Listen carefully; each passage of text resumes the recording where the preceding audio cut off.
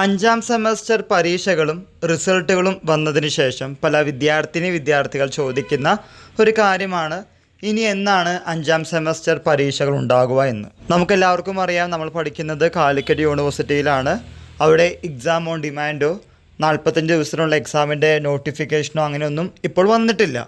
ആയതുകൊണ്ട് ഇനി അഞ്ചാം സെമസ്റ്റർ പരീക്ഷകൾ എഴുതണമെങ്കിൽ, അതായത് റിസൾട്ട് വന്നപ്പോൾ സപ്ലിമെൻ്ററി ഉള്ള വിദ്യാർത്ഥികൾക്ക് വീണ്ടും പരീക്ഷ എഴുതണമെങ്കിൽ ജൂനിയേഴ്സിനൊപ്പമേ ഇപ്പോൾ എഴുതാൻ സാധിക്കൂ. ടിൽ നൗ ഇപ്പോഴുള്ള കാര്യമാണ് പറയുന്നത്.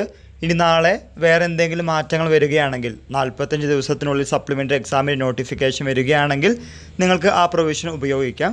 പക്ഷേ ഇതുവരെ അങ്ങനെ ഒരു നോട്ടിഫിക്കേഷൻ ഇറങ്ങാത്തത് കൊണ്ടും നമ്മുടെ മുമ്പിൽ വേറെ ഉപാധികൾ ഇല്ലാത്തത് കൊണ്ടും അഞ്ചാം സെമസ്റ്റർ പരീക്ഷകൾ ഇനി ജൂനിയേഴ്സിനൊപ്പമേ എഴുതാൻ സാധിക്കുകയുള്ളൂ.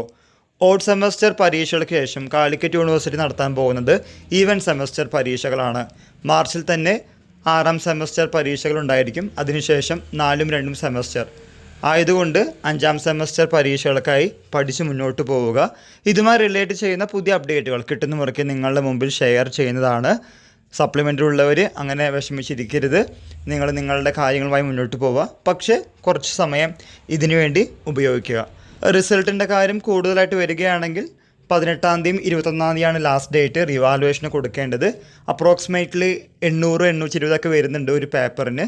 താല്പര്യമുണ്ടെങ്കിൽ കൊടുക്കുക. വിജയിച്ചാൽ മുന്നോട്ട് പോവുക. എല്ലാവർക്കും ഒരിക്കൽ കൂടി നന്ദി, നമസ്കാരം.